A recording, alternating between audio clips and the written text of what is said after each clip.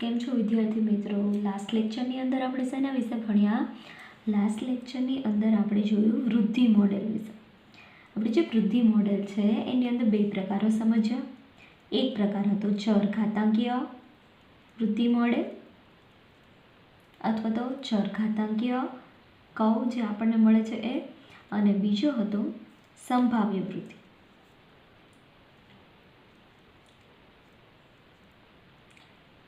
તેમાંથી જે સંભાવ્ય વૃદ્ધિ છે એ સજીવોની જે વાસ્તવિક વૃદ્ધિનું મોડેલ છે તે રજૂ કરે છે. એના વિશે પણ આપણે સમજી લીધું હતું, બરાબર. તો હવે આ બંને જે વૃદ્ધિ મોડેલ આપણે સમજ્યા, વૃદ્ધિ નમૂનાની અંદર ખાસ તો જે આલેખ છે એ આપણે પ્રિપેર કરવાનો છે, અને આલેખની અંદર જે સમીકરણ આપેલા છે એ સમીકરણ આપણે ધ્યાનમાં રાખવાના છે કે જેથી આપણને કોઈ કેલ્ક્યુલેશન વાઇઝ MCQ પૂછાય કોમ્પિટિટિવ એક્ઝામની અંદર તો આપણે એને ઇઝીલી સોલ્વ કરી શકીએ, બરાબર. ક્લિયર? એ સિવાય જે આપણને કર્વ મળે છે આલેખ, એનો શેપ કેવો છે, બંને વચ્ચે ડિફરન્સ કેવા પ્રકારનો છે, તો એક વસ્તુ આપણે માઇન્ડની અંદર ક્લિયર રાખવાની છે. ક્લિયર? તો હવે આપણે આગળના નેક્સ્ટ ટોપિક તરફ આપણે જોઈએ. તો જે નેક્સ્ટ ટોપિક છે એ છે જીવન વૃત્તાંતની વિવિધતાઓ, એટલે કે લાઈફ હિસ્ટ્રી વેરિએશન. તો જો નાનો એવો પોઈન્ટ અહીંયા આપણને આપેલો છે. હવે એક્ઝામ પોઈન્ટ ઓફ વાઇઝ આપણે એને લોંગ ક્વેશ્ચન માટે એટલું બધું ઇમ્પોર્ટન્ટ ન ગણી શકીએ, પણ મે બી આપણને MCQ એની અંદરથી પૂછાઈ શકે. તો આ જે પોઈન્ટ છે આપણે MCQ માટે પ્રિપેર કરવાનો છે, અને એક અન્ડરસ્ટેન્ડિંગ વાઇઝ એક પોઈન્ટ છે કે જેની અંદર આપણને જે કન્ટેન્ટ આપેલું છે આપણે સમજવાનું છે.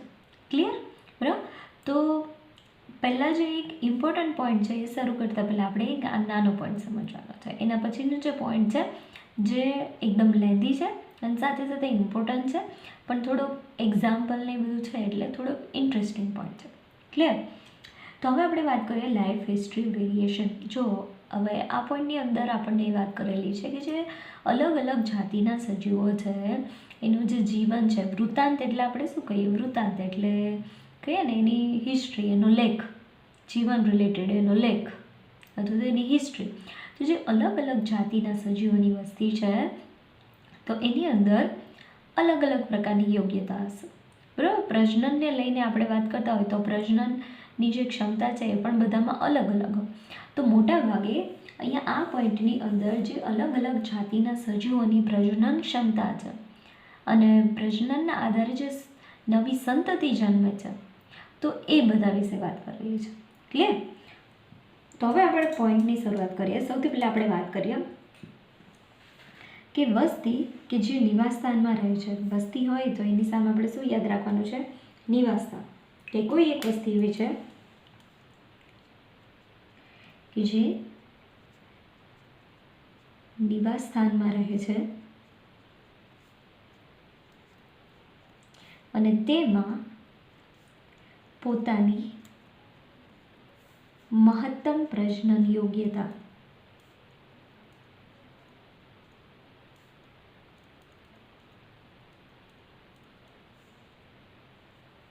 માટે તે વિકસિત થયેલ હોય છે. સમજો હવે બુકની અંદર થોડીક લાઈન થોડીક અલગથી આપેલી હોય, પણ આપણે શું સમજવાનું છે?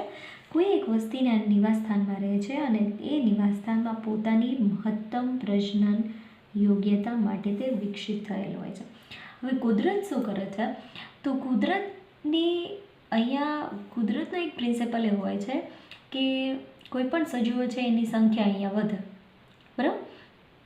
મીન્સ કોઈ એક સજીવ એવું છે કે જે વધારે યોગ્યતમ હોય, એ વધારે યોગ્યતમ સજીવ હવે આગળ પ્રજનન કરી શકે અને એવી સારી ક્વોલિટીવાળા હવે સજીવો આગળ ભવિષ્યમાં ટકી શકે એવા પ્રકારની ગોઠવણ કુદરતે કરેલી છે. હવે એની અંદર આપણે બહુ ડિટેલમાં સમજતા નથી. આપણે જે ઉદ્વિકાસનું ચેપ્ટર ભણી ગયા છીએ એની અંદર આપણને ખ્યાલ જ છે નૈસર્ગિક પસંદગીને જે બધા આપણે સિદ્ધાંતો સમજી ગયા એના ઉપરથી કે કુદરતે શું ગોઠવણ કરેલી છે. કુદરતે એવું કરેલું છે કે જે વધારે યોગ્યતમવાળા સજીવો હશે, વધારે સારી ક્વોલિટીવાળા સજીવો હશે, તે પોતાની મહત્તમ પ્રજનનની યોગ્યતા પ્રાપ્ત કરશે.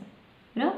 અને એના લીધે હવે જે સંતતિ જન્મે છે એ પણ કેવી હશે? સારી ક્વોલિટીવાળી હશે. તો વસ્તી જે નિવાસ સ્થાનમાં રહે છે એમાં તે પોતાની મહત્તમ પ્રજનન યોગ્યતા માટે વિકસિત થયેલો હોય છે. બરાબર. એ નિવાસસ્થાનમાં એની પ્રજનનની યોગ્યતા કેવી હોય? મહત્તમ હોય, મેક્સિમમ તે પ્રજનન કરી શકે એવી રીતે તે રહેલું હોય. અને આ જે યોગ્યતા છે એને કહેવાય છે ડાર્વિનની યોગ્યતા. હવે ડાર્વિને આ બધા સિદ્ધાંત આપેલા છે તો એના ઉપરથી એને શું નામ આપેલું છે? ડાર્વિનિયન યોગ્યતા. તો એક શોર્ટ ઇન્ફોર્મેશન છે જે આપણને MCQની અંદર પૂછાઈ શકે, તો એને આપણે ધ્યાનમાં રાખવાની છે કે ડાર્વિનિયન યોગ્યતા એટલે શું? તો કે સજીવોની એના નિવાસસ્થાનની અંદર મહત્તમ પ્રજનન કરવા માટેની યોગ્યતા એટલે ડાર્વિનિયન યોગ્યતા. ક્લિયર? મેક્સિમમ પ્રજનન કરવાની યોગ્યતા એટલે ડાર્વિનિયન યોગ્યતા. ક્લિયર થઈ ગયું? હવે અહીંયા જે ડાર્વિનિયન યોગ્યતા છે અથવા તો મહત્તમ પ્રજનન યોગ્યતા છે એને એવું પણ કહી શકાય બીજા શબ્દોમાં કે જે આરની વેલ્યુ આપણે જોઈ હતી, જો આર યાદ કરો, આરની વેલ્યુ કઈ હતી? તો કે આર એટલે વૃદ્ધિનો પ્રાકૃતિક પણ કહી શકીએ, પ્રાકૃતિક વૃદ્ધિનો આંતરિક દર, ઇન્ટ્રિન્સિક રેટ ફેક્ટર આપણે જે જોયો હતો ને, તો આ જે પ્રાકૃતિક વૃદ્ધિનો આંતરિક દર છે આર, તો એ આરનું ઊંચા મૂલ્ય જે છે, આરનું ઊંચા મૂલ્યની યોગ્યતા પણ તે ધરાવે છે.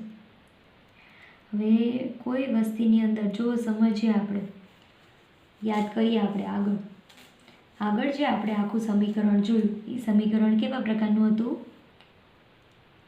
dN/dt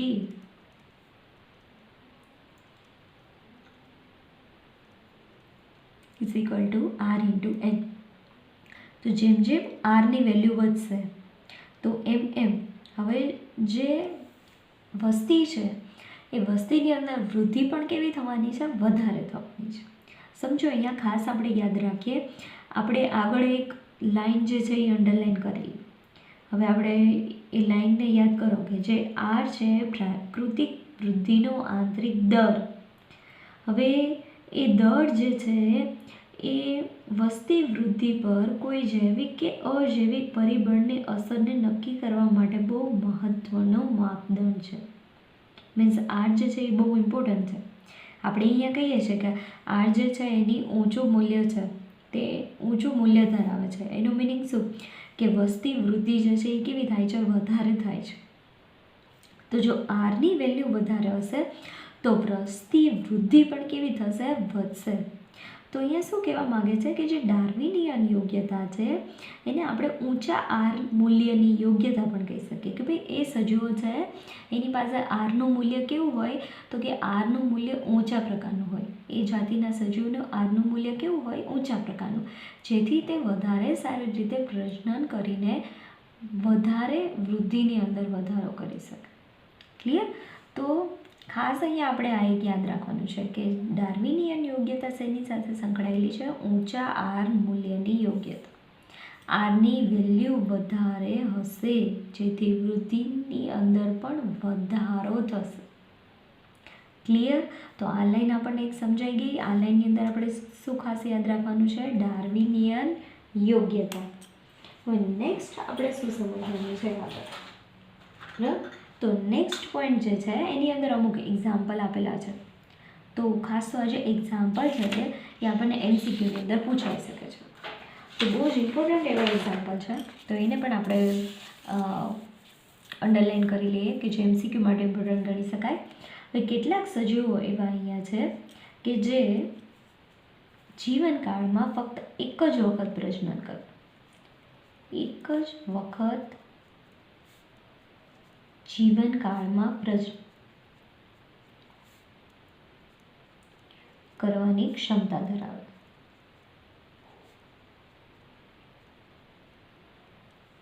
હવે એની અંદર એક્ઝામ્પલ આપેલા છે. એક્ઝામ્પલ આપણે યાદ રાખવાના છે. પ્રશાંત મહાસાગરની સાલ્મન માછલી, પ્રશાંત જે મહાસાગર હશે એની સાલ્મન માછલી આખા જીવનની અંદર તે ફક્ત એક જ વખત ઈંડા મૂકે છે અને પોતે એક જ વખત પ્રજનન કરી શકે છે. તો એક માછલીનું એક્ઝામ્પલ આપેલું છે. અને બીજું એક્ઝામ્પલ અહીંયા આપેલું છે વાંસ, બાંબુ, જેને આપણે કહીએ ને વનસ્પતિ, એ વનસ્પતિનું એક્ઝામ્પલ છે, જેને ઇંગ્લિશમાં કહેવાય છે બાંબુ.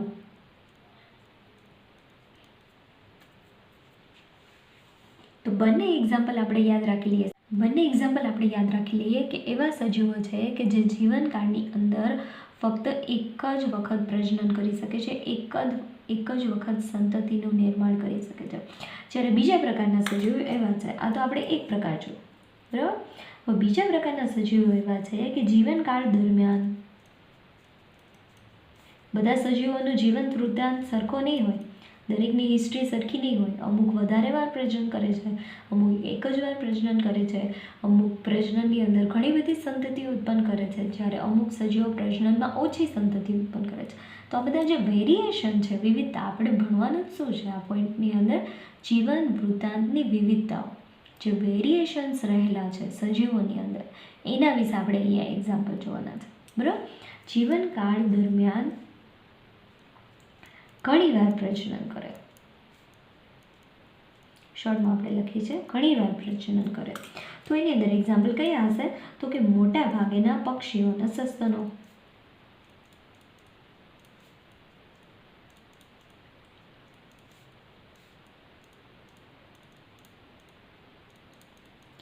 હવે ત્રીજું અહીંયા આપણે એક્ઝામ્પલ એ જોયું છે કે અમુક સજીવો એવા છે કે જે ઘણી નાના કદની, ઘણી સંખ્યામાં પ્રજનનના લીધે ઘણી સંખ્યા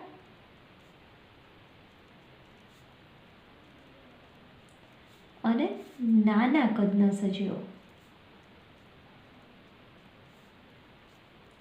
સંતતિઓ ઉત્પન્ન કરે. તો એની અંદર એક્ઝામ્પલ આપેલા છે છીપ અને સામુદ્રિક માછલી. મેં એક્ઝામ્પલ આપણને આપેલા છે છીપને કહેવાય છે ઓયસ્ટર્સ. તો ઘણીવાર આપણને ઓયસ્ટર તરીકે પણ પૂછાયેલું હોય, બરાબર. તો એ જે ઇંગ્લિશ વર્ડ છે એ પણ એમસીક્યુ માટે આપણે યાદ રાખવાનો. છીપ અને ગહન સામુદ્રિક માછલી. તો જે ગહન સામુદ્રિક માછલી છે એનો પણ ઇંગ્લિશ વર્ડ અહીંયા આપણને આપેલો છે, તો એ પણ આપણે યાદ રાખવાનો છે, પેલેજિક ફિશિસ, બરાબર. નીચેના સ્તરમાં, જે ઊંડાણવાળા સ્તરમાં જે માછલીઓ હોય એને કહેવાય છે પેલેજિક ફિશિસ. તો હવે જો આપણે સમજીએ, હવે અહીંયા આપણે સમજવાનું છે, આગળનું તો આપણે જોઈ લીધું કે આપણે સ્વીકારી લીધું કે એક જ વાર પ્રજનન કરે અને ઘણી બધી વાર પ્રજનન કરે. પણ અહીંયા આપણે સમજીએ છીએ કે ઘણા સજીવો એવા હશે કે જે ઘણી સંખ્યામાં સંતતિ ઉત્પન્ન કરે છે અને નાના કદની સંતતિ ઉત્પન્ન કરે છે, બરાબર. એક્ઝામ્પલ આપણને આપેલું છે માછલીઓ. તો આપણને ખ્યાલ જ હશે કે માછલી જે છે એ પોતાના ઈંડા ક્યાં મૂકે છે? સમુદ્રની અંદર, પાણીની અંદર, બરાબર. તો જે ફલનની પ્રક્રિયા થાય છે, જે નવા ભ્રૂણની નિર્માણની પ્રક્રિયા થાય છે, એ પાણીની અંદર થશે. તો હવે અહીંયા આપણે સમજી શકીએ કે જો માછલી પાણીની અંદર ઈંડા મૂકતી હોય તો હવે એ બધા ઈંડા છે એનું ભક્ષણ થવાના ચાન્સીસ વધી જાય છે, બરાબર. કોઈ એક સસ્તન સજીવ એવો છે કે જે કેવો હશે કે જે ડાયરેક્ટ બચ્ચાને જન્મ આપે છે, તો એમાં બચ્ચાના ભક્ષણ થવાના ચાન્સીસ કેવા રહે? ઓછા રહે, જેમ કે મનુષ્ય એક્ઝામ્પલ તરીકે. બીજા અહીંયા આપણે એવા સજીવની વાત કરીએ, માછલી, કે જે પોતે પાણીની અંદર ઈંડા મૂકે છે અને એમાં નવા ભ્રૂણનો વિકાસ થાય છે. તો જે સંતતિ છે એના નાશ થવાના ચાન્સીસ કેવા થઈ જશે? વધી જશે. તો એટલા જ માટે અહીંયા સંતતિની સંખ્યા કેટલી બધી હશે? ઘણી બધી, કારણ કે એના ભક્ષણ થવાના ચાન્સીસ કેવા છે? વધારે ચાન્સીસ છે. અને સાથે સાથે સંતતિ પણ કેવી હશે? તો કે સંખ્યા ઘણી બધી છે, તો એનું કદ કેવું હશે? તો કે કદ એનું હશે નાના કદનું. તો જે માછલીઓ છે એ માછલીઓ ઘણી બધી સંખ્યામાં પોતે ઈંડા મૂકે છે. અમુક માછલી એવી છે કે જે લાખોની સંખ્યામાં પણ ઈંડા મૂકતી હશે, બરાબર. અમુક માછલી એ પણ છે, અહીંયા આપણે એના વિશે આપણે જોતા નથી ડિટેલમાં એક્ઝામ્પલ, પણ ઘણી બધી અમુક માછલી એવી છે કે જે લાખોની સંખ્યામાં પણ ઈંડા મૂકે છે. તો એમાંથી મોટા ભાગના ઈંડા જે છે એનો એક ભક્ષ્ય તરીકે ઉપયોગ થઈ જાય બીજી કોઈ મોટી માછલી વડે અથવા તો સજીવ વડે. તો હવે એના લીધે માછલીઓની અંદર જે સંતતિ છે એની સંખ્યા કેવી હશે? વધારે હશે, કારણ કે ભક્ષણ થવાના ચાન્સીસ પણ કેવા છે? વધારે. તો હવે અહીંયા આપણે યાદ રાખીએ બંને એ રિલેશનશીપ એક કે નાશ થવાના ચાન્સીસ થવાની સંભાવના જેમ વધુ નાશ અથવા તો અહીંયા આપણે નાશ ન કહીએ પણ નુકસાન કહીએ અથવા તો ભક્ષ્ય તરીકે ઉપયોગ થવાની સંભાવના કહીએ, જેમ વધારે હશે એમ સંતતિની સંખ્યા કેવી હશે? વધારે. એક્ઝામ્પલ અહીં આપણે જોઈએ, પણ હવે બીજા એક્ઝામ્પલ આપેલા છે કે અન્ય સજીવો એવા હશે કે જેમાં ઓછી સંખ્યામાં અને મોટા કદની સંતતિ ઉત્પન્ન કરે.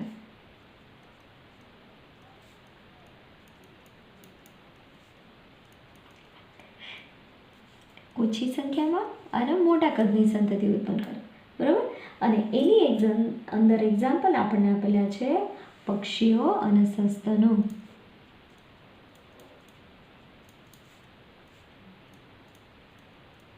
પક્ષીઓ અને સસ્તન. ક્લિયર? તો હવે આપણને એ પણ ખ્યાલ છે કે જે પક્ષીઓ અને છે સસ્તન પ્રાણીઓ છે, સસ્તન પ્રાણીની અંદર આપણે એક્ઝામ્પલ લઈએ મનુષ્ય. તો એ મનુષ્ય જે માછલી છે એની સરખામણીમાં સંતતિ કેવી ઉત્પન્ન કરે છે? તો કે મોટા કદની સંતતિ હશે અને સાથે સાથે એની સંખ્યા પણ કેવી હશે? ઓછી સંખ્યા હશે, કારણ કે પક્ષી છે અને સસ્તનો છે તો તે પોતાની જે સંતતિ છે એનું રક્ષણ કરે છે. જે પક્ષી હશે એ ઈંડા અને મનુષ્ય છે એ પોતાના બાળકનું રક્ષણ કરે છે તો એને નુકસાન થવાની સંભાવના ઓછી છે. તો સામે સંતતિની સંખ્યા પણ કેવી હશે? ઓછી હશે. ક્લિયર? તો આવી બધી વિવિધતા અહીંયા જોવા મળતી હોય છે. તો ઇકોલોજીસ્ટ એમ કે છે, પરિસ્થિતિવિદો, એ શું સૂચવે છે કે જે સજીવના જીવન વૃત્તાંતના લક્ષણો છે, આપણે જોયું કે બધા સજીવના જે લાઈફ હિસ્ટ્રી છે એમાં વેરિએશન છે, બરાબર. તો એ લક્ષણો એ સજીવો જે નિવાસસ્થાનમાં રહે છે અને એ નિવાસસ્થાનની અંદર જે કોઈ જૈવિક કે અજૈવિક ઘટકો એના દ્વારા કોઈ પ્રતિબંધો લાદવામાં આવ્યા હોય તેની સાપેક્ષે એટલે તેની સરખામણીએ વિકસિત થાય છે.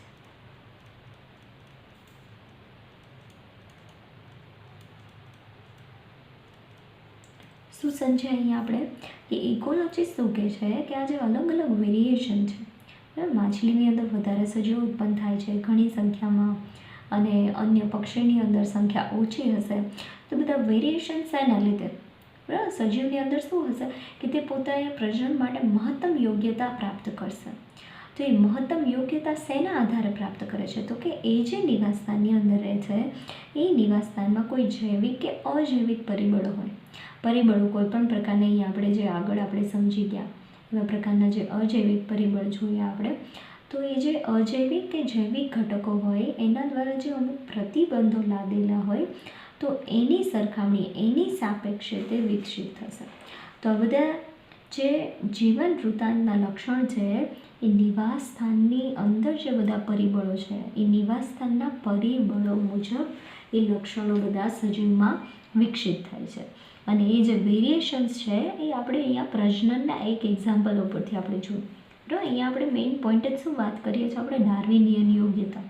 એટલે કે ડાર્વિનિયન યોગ્યતા એટલે શું કે સજીવો પોતાનું મહત્તમ પ્રજનન ક્ષમતા પ્રાપ્ત કરે છે, મહત્તમ પ્રજનન ક્ષમતા પોતે વિકસિત કરે છે પોતાના નિવાસસ્થાનમાં.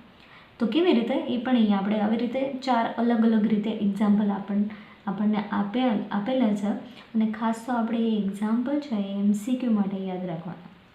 બરાબર. જે ઓયસ્ટર છે, વાંસનું એક્ઝામ્પલ છે, સાલ્મન ફિશિસ છે, તો એ મોસ્ટ આઈએમપી આપણે MCQ માટે કહી શકીએ. તો આ જે આખો પોઈન્ટ છે એ MCQ બેઝ છે, બરાબર. લોંગ ક્વેશ્ચનની અંદર પૂછવાના ચાન્સીસ ઓછા છે. ક્લિયર? હવે એક વસ્તુ ક્લિયર થઈ ગઈ. હવે છેલ્લે અહીંયા એમ કીધેલું છે કે આ જે વિવિધ જાતિઓ છે એની અંદર જે બધા જીવન વૃત્તાંતના લક્ષણો છે એનો ઉદ્વિકાસ વર્તમાન સમયમાં સંશોધનનું એક મહત્ત્વપૂર્ણ ક્ષેત્ર છે અને અત્યારે બધા ઇકોલોજીસ્ટ છે એના રિલેટેડ સંશોધનો બધા કરી રહ્યા છે. તો આ એક બહુ ઇમ્પોર્ટન્ટ એવું ફિલ્ડ છે કે જેની અંદર અત્યારે રિસર્ચ ચાલે છે એવું કહેવામાં આવે છે. તો હવે એક આપણે નવો પોઈન્ટ સમજવાનો છે કે જે મોસ્ટ આઈએમપી કહી શકાય આ ચેપ્ટરની અંદર અને થોડોક ઇન્ટરેસ્ટિંગ અને કમ્પેરિઝનમાં આપણે કહીએ કે એકદમ ઇઝી એવો પોઈન્ટ છે, પણ આપણે એની અંદર એક્ઝામ્પલ અમુક યાદ રાખવાના રહેશે, બરાબર. તો હવે પોઈન્ટનું નામ છે વસ્તી આંતરક્રિયાઓ.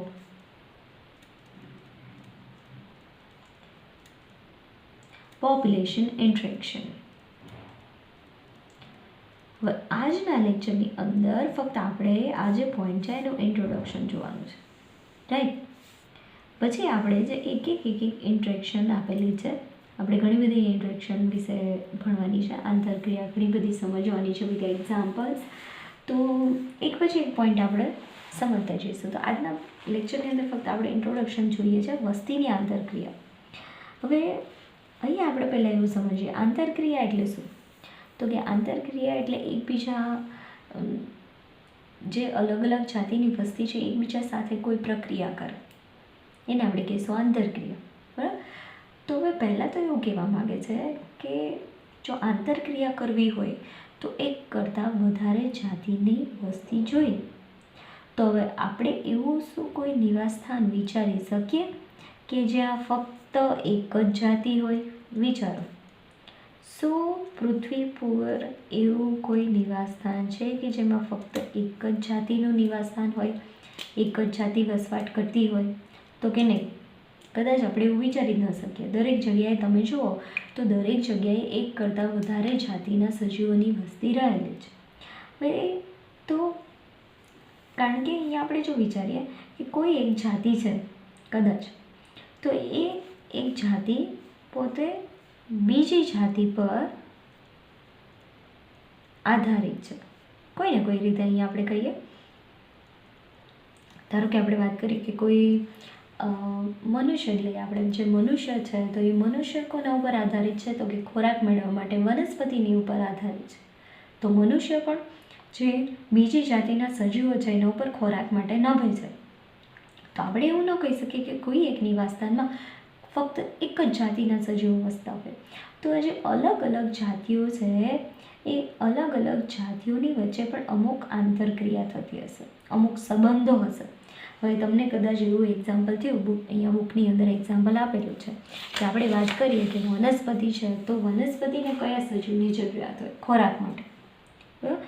આપણે કહીએ કે વનસ્પતિ તો પ્રકાશ સંશ્લેષણ કરે છે અને પ્રકાશ સંશ્લેષણ કરીને પોતે પોતાનો ખોરાક જાતે બનાવે છે, સ્વયં પોષિત છે. સૂર્યપ્રકાશ વડે પ્રકાશ સંશ્લેષણ કરીને જાતે ખોરાક બનાવે છે. તો એને ખોરાક માટે બીજા પર આધારિત તો ન રહેવું પડે. તો અહીંયા તે કેવી રીતે આધારિત છે? તો આમ છતાં આપણે કહીએ કે વનસ્પતિ પોતે એકલી જીવી શકતી નથી. જમીનમાં કાર્બનિક દ્રવ્યોને તોડવા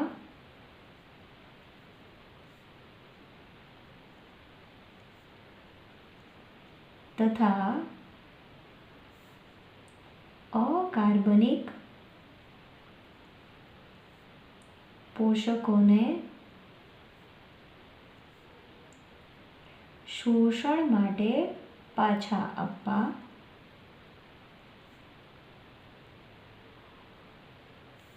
તે જમીનમાં રહેલા સૂક્ષ્મજીવો પર આધારિત છે. સૂક્ષ્મ જીવો પર આધારિત હશે. હવે તમે આગળના ધોરણની અંદર કદાચ ભણી ગયા હોય કે જે સૂક્ષ્મજીવ છે તે પરોપજીવી છે, મૃતોપજીવી છે. હવે બધા જે કાર્બનિક દ્રવ્યો હશે એ કાર્બનિક દ્રવ્યોનું તે ખોરાક તરીકે ઉપયોગ કરે, એનું કૌવણ કરીને બધી પ્રક્રિયા આપણે ભણી ગયા છે ને. તો આજે જમીનમાં કાર્બનિક દ્રવ્યો છે એને તોડવા અને જે અકાર્બનિક પોષક તત્વો છે એને શોષણ માટે પાછા આપવા માટે જમીનની અંદર સૂક્ષ્મજીવોની જરૂરિયાત હશે, અને તો જ એ પોષક તત્વો જે છે એ વનસ્પતિ પોતે પાછા મેળવી શકે. નાખી અને ચક્ર જે છે એ ચાલ્યા કરે. બરાબર, એ કદાચ તમારે આગળ કાર્બન ચક્ર વિશે ભણવામાં આવી ગયું હોય. અહીંયા પણ આપણે ફોસ્ફરસ ચક્રને બધું સમજવાનું છે. તો આમ વનસ્પતિ પણ સૂક્ષ્મજીવો ઉપર આધારિત છે ખોરાકને લઈને. બરાબર, તો કોઈ એક અથવા તો બીજી રીતે કોઈ એક જાતિના સજીવો બીજી જાતિના સજીવો જે છે એની ઉપર આધારિત હશે. તો અહીંયા આપણે એવું કહી શકીએ કે કુદરતમાં પ્રાણી, વનસ્પતિ, સૂક્ષ્મજીવો કહીએ કે મનુષ્ય કહીએ, બધા એકબીજાથી અલગ રહેતા પણ નથી અને અલગ રહી શકતા નથી. જો નાનામાં નાની એક મધમાખી અથવા તો જો સૃષ્ટિમાંથી જો સૂક્ષ્મજીવો બેક્ટેરિયાનો પણ નાશ થઈ જાય તો આખી જે સૃષ્ટિ છે એનો નાશ થઈ જાય છે. તો દરેક સજીવની એક જાતિ છે એ કોઈને કોઈ રીતે પોતાનું આખું જે ઇકોલોજી છે અથવા તો આખું જે નિવસનતંત્ર છે એમાં પોતાનો કોઈ એક ઇમ્પોર્ટન્ટ રોલ નિભાવતી હશે, અને એ કદાચ એટલી બધી ઇમ્પોર્ટન્ટ હશે કે જો એક જાતિનો નાશ થઈ જાય તો કદાચ સમગ્ર બીજી બધી જાતિઓનો નાશ થઈ શકવાના ચાન્સીસ છે. બરાબર, તો અહીંયા આપણે શું જોવાનું છે? એની ઇન્ટરેક્શન. તો આ જે અલગ અલગ જાતિઓના સજીવ છે એની વચ્ચે કેવા પ્રકારની આંતરક્રિયા છે? કદાચ એ આંતરક્રિયા એવી હોય, જો સમજો અહીંયા આપણે સમજીએ કે આંતરક્રિયા છે એના પણ પ્રકારો હોય. આંતરક્રિયાઓ છે તો કે રિલેશન કેવા પ્રકારના હોય? તો કે રિલેશન બે પ્રકારના પણ હોઈ શકે. કાં તો તે રિલેશન હોય ફાયદાકારક, કાં તો તે રિલેશન હોય નુકસાનકારક, અથવા તો તે રિલેશન કેવા હોય? ફાયદો પણ ન થાય અને નુકસાન પણ ન થાય, તો એને આપણે કહીએ તટસ્થ કે ન્યુટ્રલ. તો આ ત્રણ પ્રકારના રિલેશન હોઈ શકે. અહીંયા આપણે સંબંધ વિશે વિચારીએ કે ભાઈ બે જાતિના સજીવો વચ્ચે સંબંધ છે તો ત્રણ પ્રકારે સંબંધ છે. કાં તો તે સંબંધ ફાયદાકારક છે, કાં તો તે સંબંધ નુકસાનકારક છે, અથવા તો તે તટસ્થ છે. તો જે ફાયદાકારક છે એને અહીંયા પ્લસ વડે દર્શાવવાનું છે. જે તટસ્થ છે એને અહીંયા 0 શૂન્ય વડે દર્શાવવાના છે. બરાબર, શૂન્ય છે, રાઉન્ડ નથી, શૂન્ય. અને જે નુકસાનકારક છે એને આપણે માઇનસ વડે દર્શાવવાના છે. તો બે જાતિ છે એના વચ્ચેના આપણે સંબંધ દર્શાવવાના છે, એની ઇન્ટરેક્શન દર્શાવવાની છે. જો સંબંધ ફાયદાકારક હોય તો પ્લસ વડે, નુકસાનકારક હોય તો માઇનસ વડે, અને જો ફાયદો પણ ન થતો હોય. તટસ્થ એટલે શું સમજવાનું છે? ફાયદો પણ નહીં કોઈ અને નુકસાન પણ નહીં કોઈ. તટસ્થ ન્યુટ્રલ, તો એના 0 વડે દર્શાવવાનું છે. બરાબર, તો આવી રીતે અહીંયા આપણે આંતરક્રિયા જોવાની છે. તો અહીંયા બુકની અંદર એવું આપેલું છે ફાયદાકારક કે નુકસાનકારકની જગ્યાએ અહીંયા થોડોક વર્ડ વાપરેલો છે, તો આપણે એવી રીતે વર્ડ વાપરીશું લાભકારી, અને નુકસાનકારકની જગ્યાએ આપણે વર્ડ શું વાપરીએ છીએ? હાનિકારક. બુકની અંદર અહીંયા વર્ડ વાપરેલો છે લાભકારી, અને નુકસાનકારકની અંદર એની જગ્યાએ અહીંયા લખેલું છે હાનિકારક.